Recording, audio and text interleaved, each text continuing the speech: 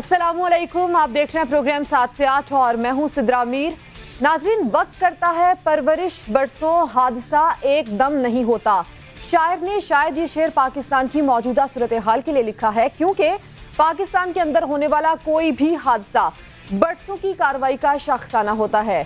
सियासी हादसात से लेकर अवामी सानेहात तक इन हादसों की फहरिस्त इतनी तवील है कि सोचने बैठे तो सर पकड़ लें।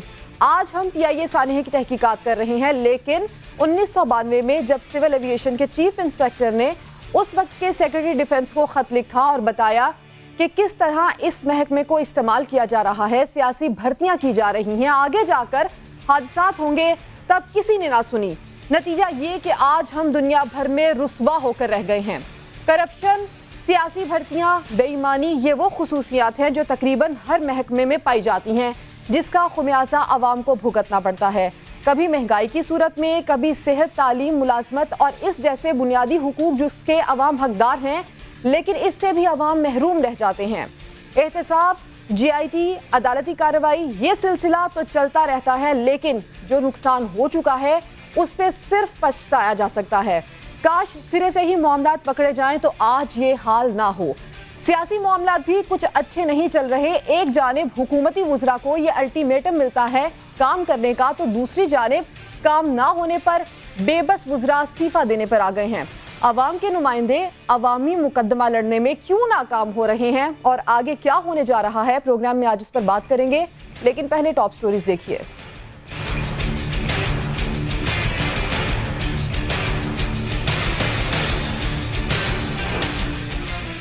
रोशनियों के शहर में अंधेरों का राज, सख्त गर्मी में घंटों की लोड शेडिंग, ऊपर से ओवर बिलिंग का अजाब।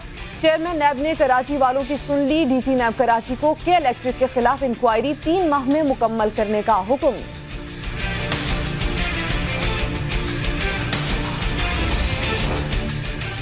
वजीर आजम की जेर सदारत काबीना की तवानाई कमेटी ने के इलेक्ट्रिक सार्फिन के लिए बिजली महंगी करने का फैसला मौखर कर दिया। विफाकी वजीर IT का वजीर आजम से इजहार तशक्कुर।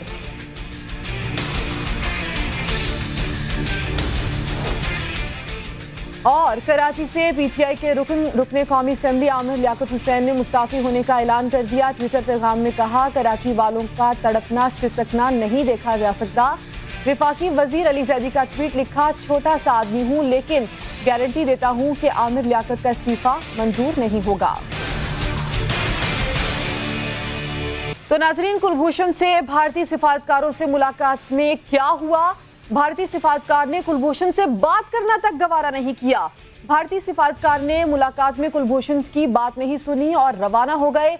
ये काउंसलर रसाई भारतीय दरखास्त पर दी गई थी। वियना कन्वेंशन के तहत पहली मरतबा काउंसलर रसाई गुज़श्ता साल 2 सितंबर को दी गई थी। इससे कबल 25 दिसंबर 2017 को कुलभूषण से उनकी वालिदा और अहलिया की मुलाकात भी करवाई गई थी, जिसके सामने भी इसने रॉ के लिए जासूसी का एतराफ़ किया था, जबकि वो पाकिस्तान में दहशतगर्दी का भी कई बार एतराफ़ कर चुका है। आज के इस इक़दाम के दूरस असरात क्या हैं, इस पर भी हम बात करेंगे, लेकिन फिल वक्त जो डेवलपमेंट सामने आ रही है वो ये है कि भारतीय सिफारतकार ने कुलभूषण से बात तक करना गवारा नहीं किया। भारतीय सिफारतकार ने मुलाकात में कुलभूषण की बात तक नहीं सुनी और रवाना हो गए। ये काउंसलर रसाई भारतीय दरखास्त पर दी गई थी। वियना कन्वेंशन के तहत पहली मरतबा काउंसलर रसाई गुज़श्ता साल 2 सितंबर को दी गई थी और इससे पहले 25 दिसंबर 2017 को कुलभूषण से उनकी वालिदा और अहलिया की भी मुलाकात करवाई गई थी। लेकिन आज ये जो काउंसलर रसाई भारत को उसी की दरखास्त पर दी गई, उस पर क्या हुआ? वो ये हुआ कि भारतीय सिफारतकार ने कुलभूषण से बात तक नहीं की, गवारा नहीं समझा बात करना, और ये काउंसलर रसाई जो कि भारतीय दरखास्त पर दी गई, उस पर भारतीय सिफारतकार कुलभूषण से बात किए बिना, उसकी बात सुने बिना रवाना हो गए। उसकी बात तक सुननी गवारा नहीं की गई। तो इसी मामले पर आगे मजीद क्या डेवलपमेंट है उस पर बात करते हैं। खालिद अजीम साहब इस वक्त हमारे साथ मौजूद हैं। खालिद अजीम साहब, पाकिस्तान को सिफारती सतह पर क्या फवायद इसके हासिल होंगे? एक अच्छा इकदाम है पाकिस्तान की जानिब से कि पाकिस्तान ने आलमी कवानीन की पासदारी की। भारतीय दरखास्त पर यह काउंसलर रसाई दी गई, लेकिन ये क्या हुआ कि भारतीय सिफारतकार ने कुलभूषण की ना बात सुनी और सुने बगैर रवाना हो गए? देखिए जी, भारत का रवैया पहले भी इस सारे मामले में जो है वो टोटल ایک جس کو کہا جا سکتا ہے نا کہ ایک نیگیٹو موڈ میں ہے اور وہ ہمیشہ ڈینائل میں رہتا ہے. اور اس معاملے میں اس کو پتہ یہ ہے کہ جو پاکستان کا پروسیس ہے اس میں اگر وہ شامل ہو جاتا ہے تو دوسرے لفظوں میں اس کا جو آئی سی جی میں کیس ہے وہ سارے کا سارا ختم ہو جاتا ہے. اور یہ کیس ختم ہونے کا مطلب یہ ہے کہ اب وہ دوبارہ اس معاملے میں کسی وقت بھی رجوع نہیں کر سکے گا. یہی وہ ساری چیز ہے جس کو پاکستان جو ہے وہ ہمیشہ سے کہتا چلا آیا ہے کہ بھارت جو ہے وہ اس سارے ایشو سے سیاسی فائدہ اٹھانے کی کوشش کر رہا ہے. لیگل اس کی کوئی پوزیشن نہیں ہے. اس کا ایک ایسا شخص جو کہ حاضر سروس کمانڈر ہے جس نے خود ایڈمٹ کیا ہے اور ایک ایک واردات کا نام لے کے اس نے ایڈمٹ کیا ہے. اس کا جو اقراری بیان ہے اس میں کسی قسم کا کوئی ابہام باقی نہیں ہے. ہر جگہ پہ اس نے یہ بتایا ہے کہ کہاں کہاں اس نے کون کون سی واردات کی, کس کے ذریعے کی اور اس کا نیٹ ورک کیا ہے. پھر اس کے ساتھ ساتھ جب پاکستان نے ثبوت مانگے, بھارت نے کہا جی کہ وہ ہمارا ریٹائرڈ افسر ہے, تو پاکستان نے ثبوت مانگے, کوئی ثبوت نہیں دے سکا. وہ مبارک پٹیل کا نام لے کے اور اس کے جعلی پاسپورٹ پہ آیا اور اس جعلی پاسپورٹ کا ڈینائل جو ہے وہ کہیں سے نہیں ہو سکا. کسی طرح سے بھی بھارت یہ ثابت نہیں کر سکا کہ وہ جعلی پاسپورٹ اس شخص کا نہیں ہے. نام کلبھوشن یادو ہے, مبارک پٹیل کا ایک جعلی نام اختیار کیا تھا اور اپنے آپ کو اس نے ایک تاجر شو کیا تھا. تو اس ساری صورتحال میں بھارت کا کہیں پہ کوئی کیس نہیں.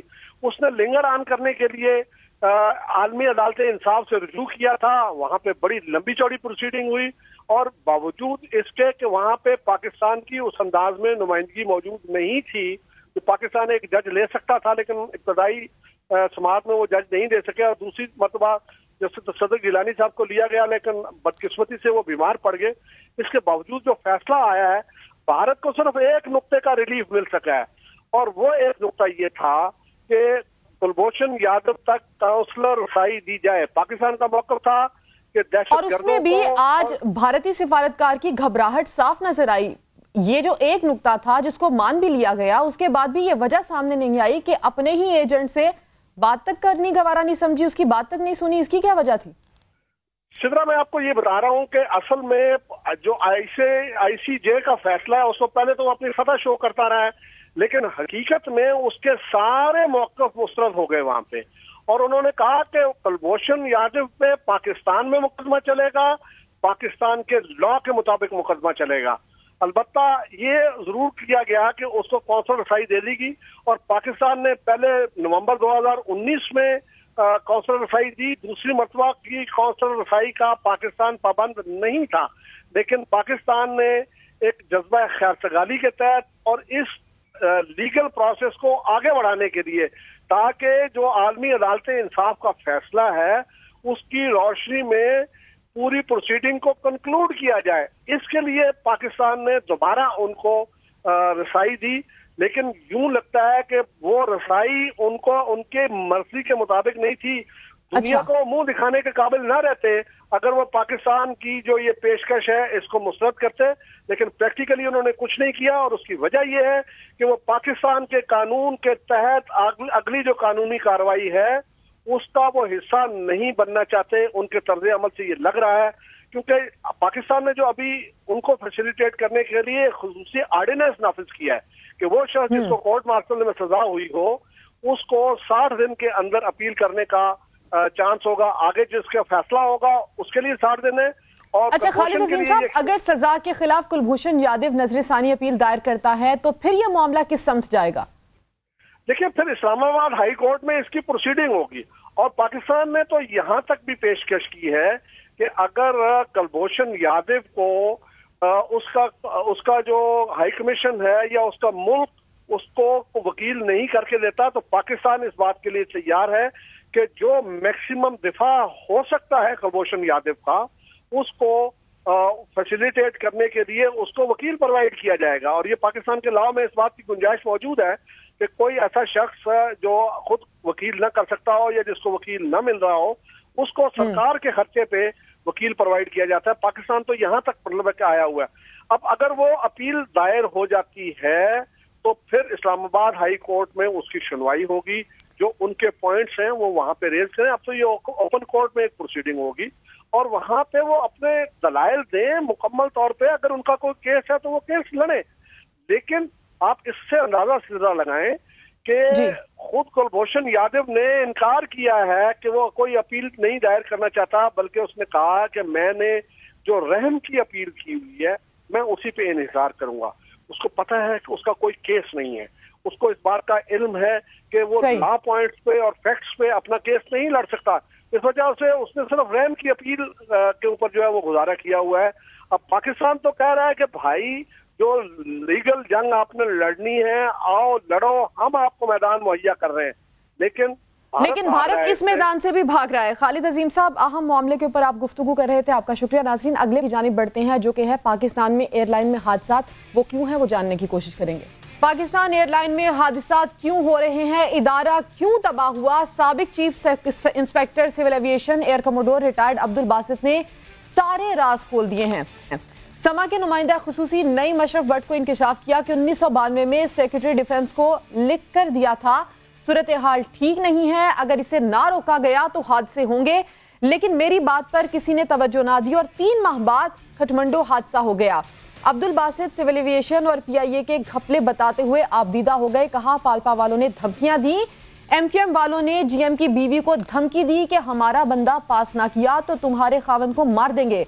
साबिक चीफ इंस्पेक्टर का यह भी कहना था कि पायलट्स शराब नोशी करते हैं, कॉकपिट में जाकर पायलट को शराब पीते हुए पकड़ा। उन्होंने ये भी मजीद कहा कि उस वक्त खुलकर इसलिए बात नहीं की कि ब्लैकमेलिंग न समझा जाए, लेकिन अब खामोश नहीं रहूंगा, अब भी कह रहा हूं कि कुछ करें और इदारे को बचा ले। उनकी गुफ्तगू जरा आपको सुनवाते हैं।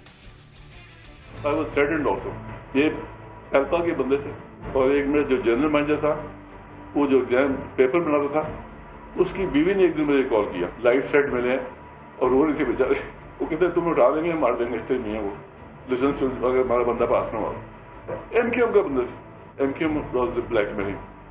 अच्छा। और they wanted to paper out, मिलके उसके सवाल जवाब करते थे साथ। जब रिजल्ट देना है तो रिजल्ट में गड़बड़ कर दी। खटमंडी को एक्सीडेंट हुआ था PIA का। हाँ। उसमें जो स्टेप बने थे ना ड्राइंग के बने हुए, उसमें बंदे ने एक स्टेप गलत पढ़ दिया। एक कैप्टन था, वो he was colour blind, jumbo का कैप्टन था। उसका जो को पायलट था वो मेरे पास रोता आया कि सर इस टाइम मुझे मरवा देना। जितने पायलट्स PIA की जो है ना सिलेक्शन प्रोसीजर, कोई मेथड नहीं था। एक्सीडेंट हो जाए या कोई रिटायर हो जाए तो वो फिर लिस्ट निकालते थे बंदे की एग्जाम चाहिए। एग्जाम खुद लेते थे, इन्वॉल्व करते थे बीच में अपने बच्चों को। वो हमारे फ्लाइट रेफरेंस एयरफोर्स के फेल हो गए और ये बच्चे पास हो गए। तो मैंने एक लिस्ट बना के दी कि ये एक्सीडेंट होने वाला है, we are going to lose some people, this is on record. मैंने सेक्रेटरी डिफेंस को by name and I signed it, letter भेजा। उसके बाद लेटर का पता नहीं कहाँ गया। उसके बाद 2-3 दिन बाद खटमंडू हुआ तो मैंने याद कराया सर, वो मैं टोल्ड यू 3 दिन पहले। ओपन बताने का फायदा कोई नहीं था, ये भी ब्लैकमेल में आता था। अब ओपन ब्लैकमेल अब कर रहे हैं जो प्रेजेंट गवर्नमेंट को कि ये बेइज्जती करा दी पाकिस्तान की। वो ये झगड़ा इसी बेइज्जती के चक्कर में हम इससे पहुंच गए। I can cry for them, कैसे सुनता नहीं कोई, ब्लैकमेल करते। हम कितने औलादें नुकसान में गए, पेरेंट्स तबाह हो गए, तकलीफ होती है। इसलिए मैंने आपसे बात की, इस मुल्क का खाया। I can't talk to anybody, इसलिए किया।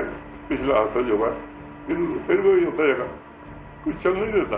कैप्टन था, वो को पायलट ने मुझे रोते हुए टेलीफोन किया कि सर वो रोक लो, वो जो कैप्टन है ना धुत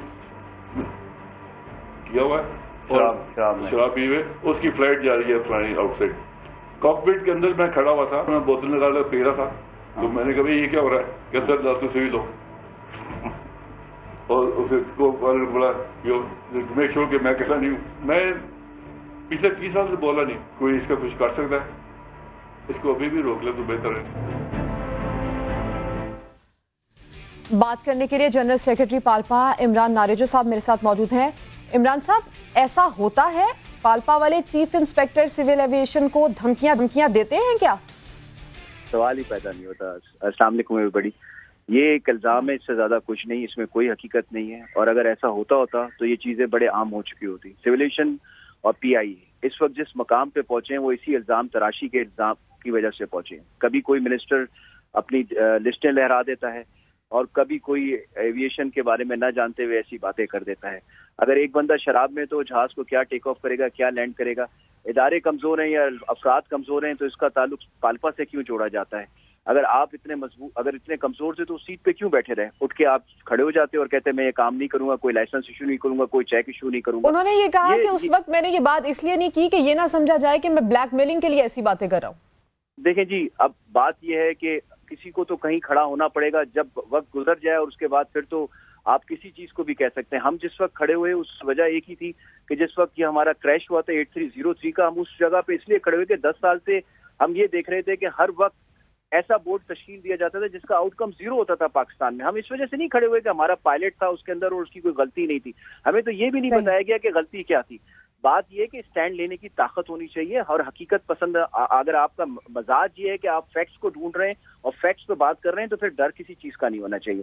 آج پالپا نے اسٹینڈ لیا ہوا ہے اور آپ کے سامنے سب چیزیں واضح ہوتی چلی جا رہی ہیں کہ کس طرح سے پالپا نے پچھلے 2.5 مہینے پہلے اسٹینڈ لیا اور اس کے اور جو ہم نے فیکٹس بتائے تھے وہ سامنے آ گئے. ایئر لائن کھڑی ہو چکی ہے اور آپ کی جو سیولیشن ہے اس کو ڈی گریڈ کیا جا رہا ہے. اور اللہ کا شکر ہے کہ کل بھی جس طرح سے سیولیشن کے ڈی جی صاحب نے, ہم ان کو بڑے اپرائٹ آدمی, انہوں نے جس طرح سے لیٹر لکھ کے بڑا واضح کیا کہ جناب کوئی لائسنس جعلی میں نے ایشو نہیں کیے ہیں اور کوئی جعلی لائسنس سیولیشن ایشو نہیں کرتی ہے.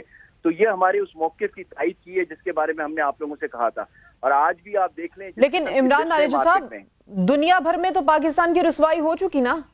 جی بالکل. اب آپ یہ ایک دیکھیں, کئی چیزیں ہیں جو اب آپ لوگوں کو جوڑنی پڑیں گی کہ کس وجہ سے یہ لسٹ آئی. پہلی بات یہ کہ ایاسا کو کس کو فلفل کرنا تھا, کس نے سیفٹی پروگرامز بنانے تھے, وہ سوال ڈھونڈیں.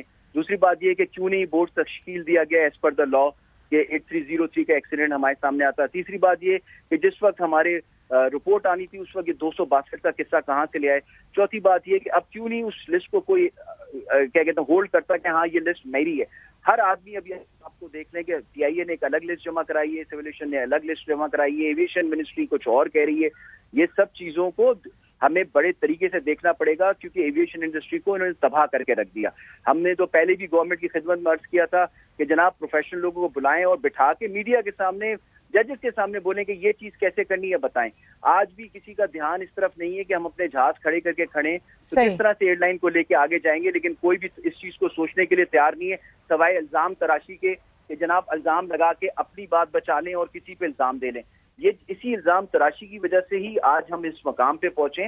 اگر کوئی حقیقت ہوتی. اچھا عمران صاحب, مجھے یہ بتائیے گا کہ ڈی جی ایویشن کے بیان کے بعد کتنے پائلٹس اس وقت آن گراؤنڈ ہیں اور کتنے پائلٹس کو اجازت مل چکی ہے, کتنے پائلٹس آپ کے آف گراؤنڈ ہیں؟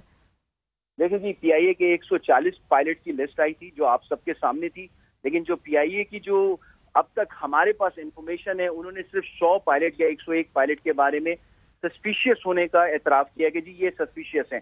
اور جبکہ لائسنس پی آئی اے ایشو نہیں کرتی, لائسنس ایشو کرتی ہے سیولیشن اتھارٹی. سیولیشن اتھارٹی نے ہمارے 34 پائلٹس کو جو کل ایک دن پہلے تک ایک شو کاز کیا تھا یا یوں سمجھے سسپینڈ کیے ان کے لائسنس, اور کہا تھا کہ ان کا جواب دو کہ یہ چیزوں کی ہمیں کلیئرفیکیشن چاہیے. اور پی آئی اے کے پاس اس کلیئرفیکیشن کے لیٹرز لے کے ہمارے پائلٹس گئے اور کہا کہ بتائیں ہم نے اس دن کیا کام کیا تھا, پیپر میں ہم بیٹھے تھے یا جہاز اڑا رہے تھے. وہ ساری چیزیں لے کے ہم سیولیشن کو جواب دے رہے ہیں اور انشاءاللہ تعالی ہم وہاں سے بھی سرخ روح ہو کے واپس آئیں گے. یہ صرف من گھڑت کہانیاں ہیں جو صرف ڈائیورٹ کرنے کے لیے کی. اچھا, یہ جو آپ بتا رہے ہیں یہ 34 پائلٹس ہیں, باقی جو 100 پائلٹس ہیں ان کا کیا ہوا, وہ کہاں پر گئے؟ یہ تو جواب اب چیف جسٹس گلزار صاحب پوچھیں گے. ہم تو اس دن کا انتظار کر رہے ہیں. 262 کی لسٹ لے کے جائیں گے, ہم کہیں گے بلائیں سب. اچھا, کیونکہ یہ جو ہے نا, میں آپ کو ایک بات بتاؤں, ہمارے پاس بھی بہت ایسی چیزیں ہیں جو ہم سامنے رکھ سکتے ہیں, لیکن ہم اپنے موقف سے ہٹ جائیں گے. لوگ ہمیں کہتے ہیں کہ آپ یہ ہڑتال کریں, آپ یہ کریں, ہم نہیں کچھ کریں. کیسی چیزیں عمران ناریجو صاحب؟ Sorry, come again. میں آپ سے پوچھ رہا ہوں کیسی چیزیں آپ کہہ رہے ہیں نا کہ کچھ ایسی چیزیں آپ کے پاس ہیں جو آپ سامنے رکھیں گے تو موقف سے ہٹ جائیں گے. This is something which we have to show it in the کیا کہتے ہیں کورٹ آف لا, اور انشاءاللہ ہم جا رہے ہیں ادھر اور ہم اپنا موقف بھی بیان کریں گے اور بتائیں گے کہ ایویشن انڈسٹری کو کس طرح سے لے کے گئے. گورنمنٹ کو ہم بولتے رہے, گورنمنٹ کے ہاتھ جوڑتے رہے کہ جی آپ دیکھیں یہ کس طرح سے آپ کو مس گائیڈ کر رہے ہیں. 262 کی لسٹ پہ کوئی کھڑا رہے گا, ہم دیکھیں گے کہ 262 کی لسٹ پہ جسٹس صاحب کے سامنے کس طرح پروف کرتے ہیں. پی آئی اے کی 101 کی لسٹ آئی ہوئی ہے, 104 کی, باقی 40 کہاں گئے کوئی پتہ نہیں ہے. سیولیشن نے جو ہمارا ادارہ ہے جس کی کریڈیبلٹی بھی انہوں نے خراب کر دی, اس نے صرف 34 پائلٹس کو جو ہمارے ہیں ان کو ایک سسپینڈ کیا ہے لائسنس آن دس کہ جی آپ کے کچھ ہمارے پاس چیزوں کا پرابلم ہے. وہ جواب دے دیا گیا ہے اور انشاءاللہ تعالیٰ وہ بھی 110% ہمیں پتہ ہے کلیئر ہو جائیں گے. لیکن جس طرح سے بدنامی کی گئی, جس طرح سے یہ جہازوں کو ہمارے پی آئی کے ایئر لائن کو کھڑا کر دیا گیا, جس طرح سے سویلیشن کی کہتے ہیں نام پہ انہوں نے داغ لگایا, یہ سب چیزوں کے پیچھے کون ہے یہ تو پوچھیں. کوئی اس چیز پہ دھیان ہی نہیں دے رہا. اور یہ 30 سال پہلے کی کہانی جو بھی تھا, آئی ایم سوری, میری ہمدردیاں ان کے ساتھ. اگر وہ صاحب کرنا تھا تو اس وقت کیوں نہیں کیا؟ 30 سال پہلے کھٹمنڈو کا کریش ہوا تو almost if I am not wrong 30 years کے بعد کیوں چیزیں سامنے آ رہی ہیں؟ اس وقت کھڑا ہونا چاہیے تھا. آج ہم کھڑے ہو گئے نا, کیونکہ ہمیں نظر آ رہا تھا اور ہم نے بہت پہلے نشاندہی کر دی تھی کہ یہ چیزوں کو ریپ اپ کرنا چاہ رہے ہیں. لیکن 30 سال سے یہ باتیں ہو رہی ہیں عمران صاحب. اب چونکہ ایک بار انکوائری ہو جائے گی تو آپ کو نہیں لگتا کہ ایک سسٹم, ایک معاملہ سیٹ ہو جائے گا؟ نہیں, کیونکہ وجہ ایک بات بتا دوں, انکوائری ہم مانگتے رہے لیکن انکوائریاں نہیں ہوتی. انکوائریوں کے لیے ایسے لوگوں کی چوائس کی جاتی ہے جو کبھی ایویشن, سویلیشن یا پھر کمرشل ایویشن سے ان کا تعلق ہی نہیں ہوتا کہیں سے بھی. جہاز اڑانا ایک الگ بات ہے, پاکستان کمرشل ایئر لائن کو سمجھنا ایک الگ بات ہے. Civil aviation is for the civil aircraft. You have to understand the rules and regulation of the civil aircraft. You have to understand the commercial airline. ہر کوئی جہاز اڑا کے آ کے ایکسپرٹ نہیں بن جاتا. میں خود ایکسپرٹ نہیں ہوں انسپیکٹر, کوئی آئی مین ٹو سے کوئی انسیڈنٹ کا. I am just a pilot. لیکن جو چیزیں نظر آتی ہیں, جو سمجھی اپنی سروس کو دوران میں, ہم ان کا احترام کرتے ہیں اور ہم سمجھتے ہیں کہ جو لائق لوگ ہیں, جو رائٹ لوگ ہیں, right for people for the right job, وہی یہ کام کر سکتے ہیں. ہم گائیڈ لائن پرووائڈ کر سکتے ہیں, ہم اس سے زیادہ کچھ نہیں کر سکتے, لیکن ہمیں سننے کو کوئی تیار نہیں ہوتا. اس طرح کی باتیں ہم بھی بہت کر سکتے ہیں میم, دیر از نتھنگ رانگ. لیکن آپ حقیقتاً دیکھیں پی آئی اے کھڑی ہے آج, سویلیشن کے ساتھ کیا ہو رہا ہے دنیا میں, ہمارے جہازوں کو روک دیا گیا. تو پھر آپ اچھا عمران صاحب, ابھی کرنٹ مجھے بتائیے گا کہ آپ کی وزیر ہوا بازی سے اس سلسلے میں کوئی گفتگو چل رہی ہے, کوئی رابطہ چل رہا ہے ان سے؟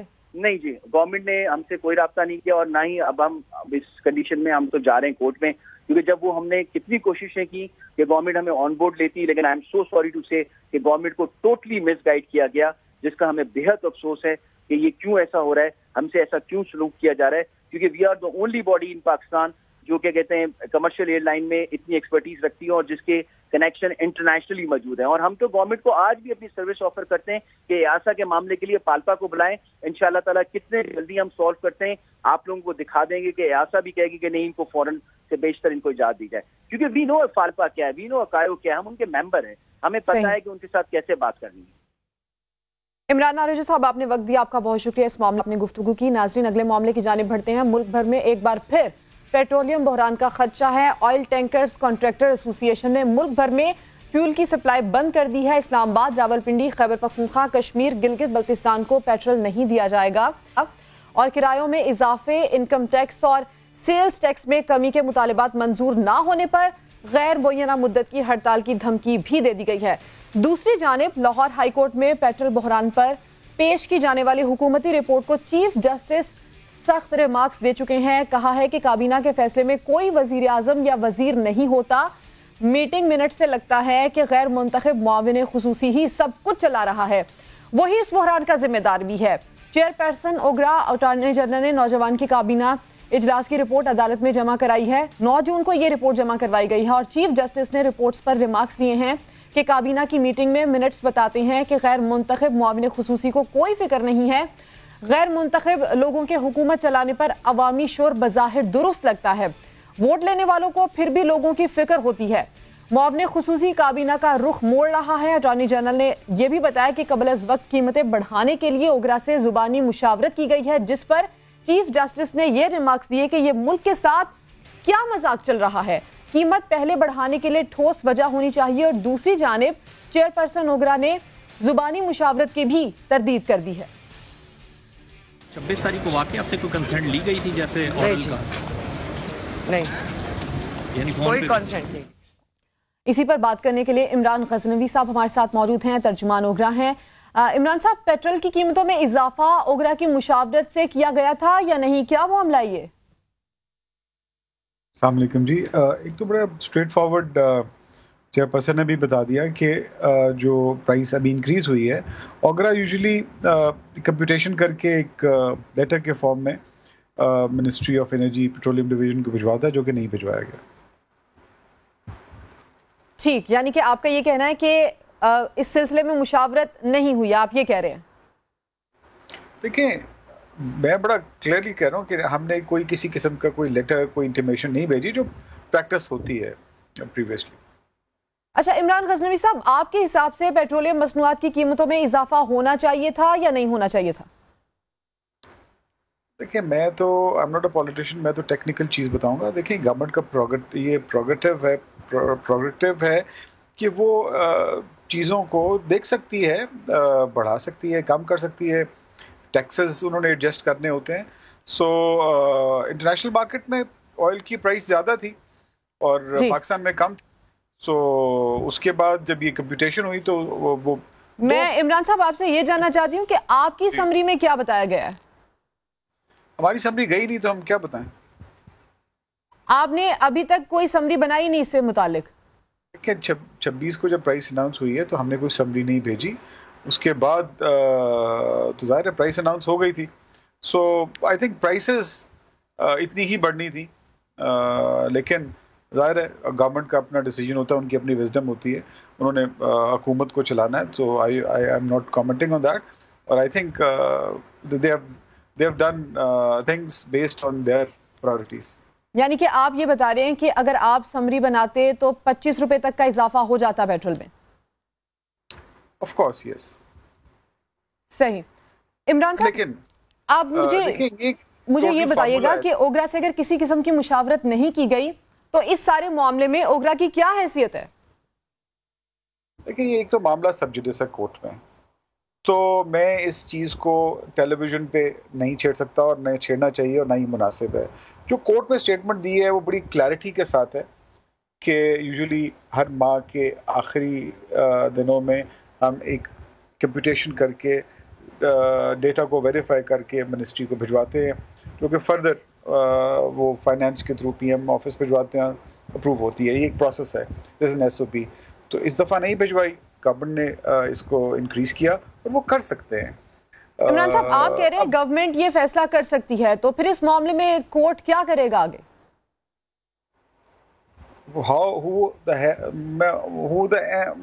Who am I to comment on the court? I have no expertise nor authority to say anything about how court will take up the things, और ना मुझे करनी चाहिए बात। इमरान साहब, इस महीने के लिए आप लोगों की जानिब से समरी बनाई जा रही है या नहीं बनाई जा रही, या फिर हुकूमत के फैसले का इंतजार करेंगे? नहीं, ऑफ कोर्स हम तो एसओपी के मुताबिक अपनी समरी भेजेंगे। और कब तक ये समरी तैयार की जाएगी? देखें, ये एक प्रोसेस होता है, महीने के आखिर में at the end of the month 28-29 को ये कंप्यूटेशन होती है। उसका एक फार्मूला है जो कि पीएसओ का लास्ट कार्गो इन होता है, उसकी प्राइस को इंक्लूड करते हैं। तो वो जाहिर है 28, 29 या 30 को जाती है समरी, तो वी विल फॉलो दैट। सही, महीने के आखिर तक ये समरी बनाई जाती है। इमरान गजनवी साहब, आपका बहुत शुक्रिया, आप हमारे साथ मौजूद हैं। एक ब्रेक लेते हैं, ब्रेक के बाद एक अहम मामला आपके सामने रखेंगे।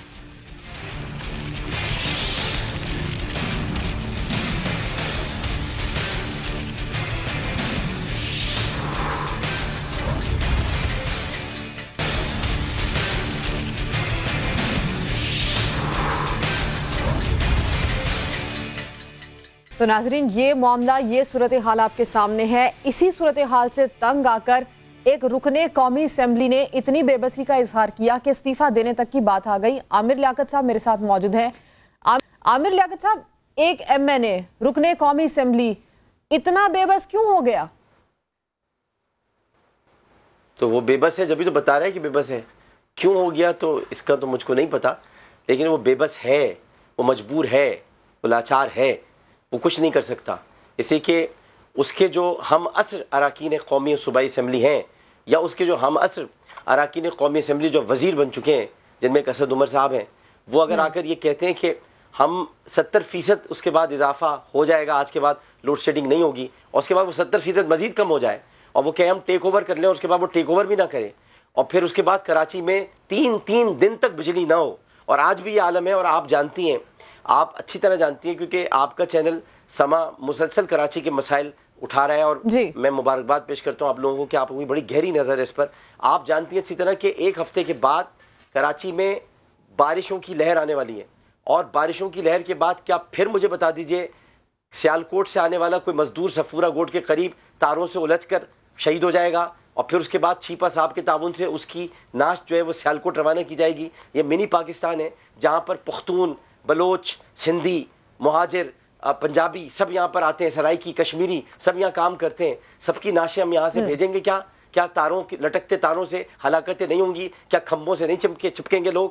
کیا پھر دوبارہ سے لوڈ شیڈنگ نہیں ہوگی جو ابھی ہو رہی ہے؟ تو بارش کے بعد کیا ہوگا؟ تو یہ تمام صورتحال کو سامنے رکھتے ہوئے اور مسلسل میں چیختا رہوں اور کہتا رہوں, جب نہیں ہو رہی کوئی بات سمجھ میں ہی نہیں آ رہی, تو بہتر یہی نہیں ہے کہ اس محفل میں رہنے کا کیا فائدہ کہ جہاں آواز ہی نہ سنی جائے.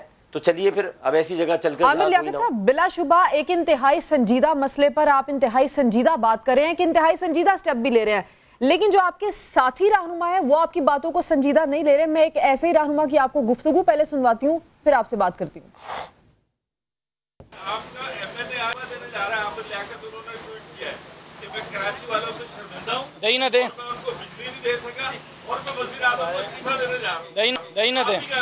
عامر بھائی کو 100 خون معاف ہے, ان کو ہم سیریس نہیں لیتے. چلے دیکھتے ہیں, ہمارا بھائی ہے, لاڈلا ہے ہمارا. عامر لیاقت صاحب بڑا مسکراتے ہوئے حلیم عادل شیخ صاحب یہ کہہ رہے ہیں کہ ہم تو ان کو سیریس ہی نہیں لے رہے. آپ کے اپنے آپ کو سیریس نہیں لے رہے, آپ دوسروں سے کیا امید رکھیں گے؟ بس یہ کہ حلیم عادل شیخ صاحب ایک پیارے انسان ہیں, اچھے آدمی ہیں. میں ان کے لیے بس اتنا ہی کہوں گا کہ وہ مجھے سیریس نہ لیں, کوئی بات نہیں, لیکن نیب کے کیسز جو ان پر بن رہے ہیں ان کو سیریس لے لیں, وہ ان کے لیے زیادہ بہتر ہے. مجھے نہ لیں سیریس, مجھے کوئی فرق نہیں پڑتا, لیکن نیب کے کیسز کو ضرور سیریس لیں. آپ یہ جواب دے رہے ہیں, لیکن آپ کی جو اتحادی جماعت ہے, آپ کے لوگ آپ کو سیریس نہیں لے رہے, لیکن اتحادی جماعت کے لوگوں کو عمران خان صاحب سیریس لے رہے ہیں. وہ بھی ذرا آپ کو دکھاتی ہوں.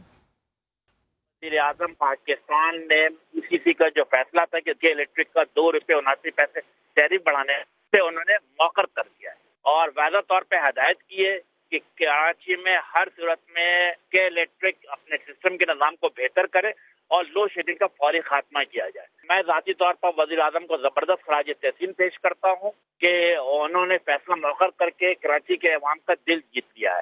ایم کیو ایم بڑی سرخرو ہوئی ہے کہ وہ اپنے کراچی کے عوام کے جو مسائل تھے, اس مسائل کو, جس میں سب سے بڑھ کر 2 روپے 79 پیسہ ٹیرف کا اضافہ تھا, اس کو موخر کرانے میں کامیاب ہو گئی ہے. امین الحق صاحب خراج تحسین پیش کر رہے ہیں وزیر اعظم کو, اور ذاتی طور پر زبردست خراج تحسین پیش کر رہے ہیں عامر صاحب, لیکن آپ سے تو ابھی آپ ملاقات نہیں ہو پا رہی آپ کی, آپ ابھی تک ملاقات کا انتظار کر رہے ہیں. جی گھر کی مرغی دال برابر ہی ہوتی ہے, آپ نے محاورہ سنا ہوگا. تو یہ غیر ہیں, خیروں کو جب گھر میں بلاتے ہیں تو اچھی اچھی ڈشیں بھی ان کے سامنے رکھتے ہیں اور ان کو کھلاتے ہیں. باقی جو بچا کچا ہوتا ہے وہ گھر والے کھا لیتے ہیں. تو ہم بھی گھر والے ہیں, ہمیں کو بچا کچا کوئی ادھر ادھر کی بوٹی چھوٹی مل جائے گی کھا لیں گے, یا اگر نہیں بھی ملے گی تو 1-2 روٹی کے نوالے کھا لیں گے, کچھ نہ کچھ تو خان صاحب کی پلیٹ لیکن رہیں گے گھر میں ہی, ایسی بات نہیں. لیکن میرا گھر ہے جی, تحریک انصاف, میں گھر نہیں چھوڑا اپنا, میرا گھر ہے. عامر لیاقت صاحب یہ کیا معاملہ کہ پہلے بھی آپ کو پی ٹی آئی کا واٹس ایپ گروپ آپ چھوڑ کر چلے گئے, لیکن پھر اس کے بعد آپ واپس آ جاتے ہیں. میں ان لوگوں میں سے نہیں ہوں جو نہیں جی کیا کہہ رہی ہیں. پہلے آپ پی ٹی آئی کا واٹس ایپ گروپ چھوڑ کر چلے گئے, پھر آپ واپس آ جاتے ہیں, پھر اس کے بعد کیا یہی وجہ تو نہیں کہ کیا تعلق کیا یہی وجہ تو نہیں کہ آپ کے ساتھی رکن آپ کو سیریس نہیں لے رہے. اصل میں آپ کے نام میں بھی آخر میں میر لگا ہوا ہے نا, تو اب کیا کریں, پرابلم یہ ہے. تو کہیں نہ کہیں تو میر کا مسئلہ آئے گا. میں آپ سے, اب آپ واٹس ایپ گروپ آ گئے, اس میں واٹس ایپ گروپ کا تو کوئی تعلق نہیں. میں تو آپ سے بڑی سنجیدہ بات کر رہا ہوں. آپ واٹس ایپ گروپ چھوڑ کے جاتے ہیں, پھر آ جاتے ہیں. واٹس ایپ گروپ ایک الگ چیز ہے. عامر لیاقت صاحب ناراضگی تو پرانی چل رہی ہے نا آپ کی, کیا ہوتا. لیکن آپ جو یہ فرما رہی ہیں کہ میں آپ سے جو بات کر رہا ہوں, میں ان لوگوں میں سے نہیں ہوں جو پارٹی میں اور دماغ کا آپریشن کروا کے آئے ہوں اور دماغ نکلوا کے آئے ہوں اور وزیر بن گئے ہوں. میں پارٹی میں دماغ کے ساتھ آیا تھا اور دماغ کے ساتھ ہی موجود رہوں گا. تو میں یہاں موجود ہوں. اگر میں اپنی نشست سے استعفیٰ دے رہا ہوں تو قومی اسمبلی کی نشست سے دے رہا ہوں. پاکستان تحریک انصاف میں ابھی بھی ہوں. تحریک انصاف چھوڑنے کا نہ میں نے فیصلہ کیا, نہ میں جا رہا ہوں چھوڑنے کے لیے. ہاں استعفیٰ دے رہا ہوں, مجھے اپنے حلقے کے لوگوں کو جواب دے ہونا ہے. میں جہاں رہتا ہوں مجھے وہاں جواب دے رہنا ہے. میں جہاں آپ کا اب یہ کیمرے آئے ہوئے ہیں, یہ میرا حلقہ ہے. میں ڈیفینس سے بیٹھ کر آپ سے بات نہیں کر رہا, یہ میرا حلقہ ہے. میں اپنے گھر میں بیٹھا ہوں, این 245 میں بیٹھا ہوں, خداداد کالونی میں بیٹھا ہوں, لوگوں کے درمیان ہوں. سامنے لائنز ایریا ہے, آگے نمائش ہے, قائد اعظم کا مزار ہے. تو میں یہیں بیٹھ کر بات کر رہا ہوں. مجھے انہی لوگوں میں رہنا ہے, یہیں ووٹ دینا ہے لوگوں نے مجھ کو. اگر دوبارہ الیکشن مجھے پھر لڑنا ہے تو مجھے ان کی بات کرنی ہے. اس کے لیے مجھے اپنی بات وزیر اعظم تک پہنچانی ہوگی. رہی بات ایم کیو ایم کی، ایم کیو ایم اتحادی ہے، کیبنٹ میں ہے، اور یہ جو آپ نے اگر یہ کیبنٹ توانائی کمیشن کے اجلاس کے بعد وزیر اعظم نے توانائی کمیشن کے اجلاس میں یہ شریک تھے. توانائی کمیشن کے اجلاس کے بعد امین الحق صاحب نے فرمایا ہے، تو یقیناً توانائی کمیشن کے اجلاس میں کوئی بات ہوئی ہوگی تو انہوں نے وزیر اعظم کو خراج تحسین پیش کیا ہے. اچھا عامر لیاقت صاحب، اگر آپ اپنے حلقے کے مسائل بالکل سامنے رکھ رہے ہیں، اگر آپ سیٹ چھوڑ جاتے ہیں اور ایسا ہوتا ہے کہ الیکشن ہو جاتے ہیں جلدی، تو پھر آپ کے حلقے سے کون جیتے گا؟ مجھ کو نہیں پتا جی. جو بھی دیکھیں، الیکشن جو ہوا تھا یہاں پر وہ 3 افراد مد مقابل تھے. تینوں پرانے ایم کیو ایم کے لوگ تھے، فاروق ستار صاحب، میں اور ڈاکٹر صغیر. ان 3 کے درمیان مقابلہ ہوا تھا اور اس میں 25,000 ووٹوں سے میں نے فاروق ستار صاحب کو ہرایا تھا. تو اب اگر اس کے بعد استعفیٰ منظور کرتے ہیں وزیر اعظم صاحب، میں اگر ان کو دیتا ہوں اور وہ کہتا ہے آپ اسپیکر کو دے دیں، اور اسپیکر کو دینے کے بعد وہ استعفیٰ منظور ہو جاتا ہے، تو اس کے بعد پارٹی کا حق ہے وہ جس کو کھڑا کرے. میں تو نہیں الیکشن میں کھڑا ہو رہا. عامر لیاقت صاحب، 14 ایم این ایز ہیں کراچی میں، بجلی کے مسائل وہیں پر ہیں، پانی کے مسائل وہیں پر ہیں، سیوریج کے مسائل وہیں پر ہیں، اس سب سے ہٹ کر بارش کے بعد کچرا اور نالوں کے مسائل وہیں پر ہیں. پھر کام کیا ہو رہا ہے کراچی میں؟ 14 نہیں جی 12 ہیں. اس کی وجہ یہ کہ 2 افراد اب استعفیٰ دینے ایک دیکھ چکے ہیں. ان کا نام ہے انجینئر نجیب ہارون صاحب، وہ استعفیٰ دے چکے وزیر اعظم کو، اور میں دینے جا رہا ہوں. لیکن میری بات ہوئی تھی ان سے عامر لیاقت صاحب، ان کا استعفیٰ بھی منظور نہیں ہوا تھا. مگر وہ دے چکے ہیں، اسمبلی نہیں جاتے وہ، تو ظاہر ہے کہ میں بھی جب دوں گا تو اسمبلی نہیں جاؤں گا، تو شمار نہیں کیا جاتا پھر ان کو. اب آپ نے کہا کہ 12 14. اب میں آپ سے یہ کہنا چاہتا ہوں کہ آپ ماشاءاللہ سمجھدار ہیں اور آپ جانتی ہوں گی کہ جو ایم این ایز یا ایم پی ایز ہوتے ہیں، آپ تو کم از کم یہ سوال نہ کریں، عوام کریں تو بہت اچھا لگتا ہے. آپ اسے نہ کریں کیونکہ ایم این ایز اور ایم پی ایز کا کام لیجسلیشن ہوتا ہے. سڑکیں بنانا یا گٹر صاف کروانا یا بجلی کی بحالی نہیں ہوتا. لیکن ہم چونکہ یہ ذمہ داری لیتے ہیں، شروع سے لیتے آئے ہیں، اور اس کو ہم ایکسیپٹ کرتے ہیں کہ جی ہم یہ ذمہ داری لیں گے. حالانکہ یہ ذمہ داری ہے بلدیاتی امور کے کام ہے کہ گٹر ابل رہے ہیں تو وہ صحیح ہوں، سڑکیں بنے. لیکن چونکہ ہمیں ترقیاتی فنڈ ملا ہے اور ترقیاتی فنڈ کے ذریعے ہم یہ ذمہ دار ہیں ان کاموں کی ذمہ داری لینے کے لیے، تو ہم لیتے ہیں. اور میں اس لیے خاص طور پہ لیتا ہوں کہ میں چونکہ کراچی آئٹ ہوں اور شروع سے ہی کراچی کے لوگوں کے درمیان پلا پڑا ہوں اور منتخب بھی ہو چکا ہوں پہلی مرتبہ نہیں دوسری مرتبہ، تو میں جانتا ہوں کہ کراچی کے لوگوں کے مسائل کس طرح حل کیے جاتے ہیں. ایم این ایز کا فنڈ بھی ملا آپ کو. اب دیکھیں جو وفاق کے منصوبے ہیں، گرین لائن وفاق کا منصوبہ ہے، وہ ابھی تک وہیں کا وہیں ہے، اس پر بھی کچھ کام نہیں ہو رہا. وہ کب مکمل ہوگا؟ جی وہ بھی میرے حلقے میں ہی ہے. گرین لائن منصوبہ جو ہے وہ بھی نمائش میں ہی ہے، وہ سارا میرے حلقے میں نہیں ہو رہا. یہی تو سارے وہ دکھ ہیں جو میں سدرا صاحبہ بیان کر رہا ہوں. یہی وہ دکھ ہیں، یہی وہ پریشانیاں ہیں، یہی وہ تکالیف ہیں، یہی وہ درد ہے جو بہت سنجیدگی کے ساتھ میں بیان کر رہا ہوں. بہت درد ہے مجھ کو کہ ہم یہ ڈیلیور نہیں کر پا رہے ہیں، اور یہ اگر ہم ڈیلیور نہیں کر پائے تو آنے والے انتخابات میں یا آنے والے دنوں میں تو ہم کس طرح سے لوگوں کے سامنے جائیں گے. اس درد کو اگر سمجھیں گے تو بہت بڑی بات ہے، نہیں سمجھیں گے تو پھر نہیں سمجھیں گے. آپ اپنے خود منہ سے کہہ رہے ہیں کہ ڈیلیور پا رہے ہیں. عامر لیاقت صاحب آپ نے وقت دیا، بہت شکریہ. ناظرین شو کا وقت ختم ہو جاتا ہے، آپ کو پیر سے ملاقات ہوگی آپ سے.